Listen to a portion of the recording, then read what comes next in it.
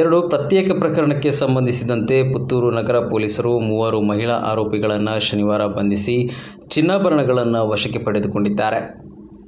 ಬೆಂಗಳೂರು ರಾಜಾಜಿನಗರ ನಿವಾಸಿಗಳಾದ ಜ್ಯೋತಿ ಹಾಗೂ ಯಶೋಧ ಮತ್ತು ದಕ್ಷಿಣ ಕನ್ನಡ ಜಿಲ್ಲೆಯ ಮಂಗಳೂರು ತಾಲೂಕಿನ ನೀರುಮಾರ್ಗ ನಿವಾಸಿ ವಿದ್ಯಾ ಬಂಧಿತ ಆರೋಪಿಗಳು. ಡಿಸೆಂಬರ್ 12ರಂದು ಪುತ್ತೂರು ಕೆಎಸ್ಆರ್ಟಿಸಿ ಬಸ್ ನಿಲ್ದಾಣದಲ್ಲಿ ಗೋಲ್ತಮಜ್ಜಲು ಗ್ರಾಮದ ನಿವಾಸಿ ಸರಸ್ವತಿ ಎಂಬವರ ಬ್ಯಾಗ್ನಿಂದ ಚಿನ್ನಾಭರಣಗಳು ಕಳವಾಗಿರುವ ಪ್ರಕರಣಕ್ಕೆ ಸಂಬಂಧಿಸಿದಂತೆ ಪುತ್ತೂರು ನಗರ ಪೊಲೀಸ್ ಠಾಣೆಯಲ್ಲಿ ಪ್ರಕರಣ ದಾಖಲಾಗಿತ್ತು.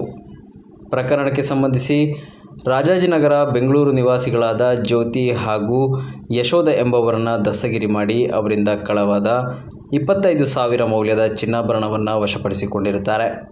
ಇನ್ನೊಂದು ಪ್ರಕರಣದಲ್ಲಿ ಡಿಸೆಂಬರ್ 13ರಂದು ಪುತ್ತೂರು ಪೇಟೆಯ ಕೋಟ್ ರಸ್ತೆಯಲ್ಲಿರುವ ಜ್ಯುವೆಲರ್ ಶಾಪ್ನಿಂದ ಚಿನ್ನ ಖರೀದಿ ಮಾಡುವ ನೆಪದಲ್ಲಿ ಬಂದು 77,000 ಮೌಲ್ಯದ 9 ಗ್ರಾಂ ತೂಕದ 3 ಚಿನ್ನದ ಉಂಗುರಗಳನ್ನು ಕಳವು ಮಾಡಿರುವ ಪ್ರಕರಣಕ್ಕೆ ಸಂಬಂಧಿಸಿದಂತೆ ಜ್ಯುವೆಲರ್ಸ್ ಮಾಲಕರಾದ ಶಿವಪ್ರಸಾದ್ ಭಟ್ ಎಂಬುವರು ನೀಡಿದ ದೂರಿನ ಮೇರೆಗೆ ಪುತ್ತೂರು ನಗರ ಪೊಲೀಸ್ ಠಾಣೆಯಲ್ಲಿ ಪ್ರಕರಣ ದಾಖಲಿಸಿಕೊಂಡಿದ್ದರು.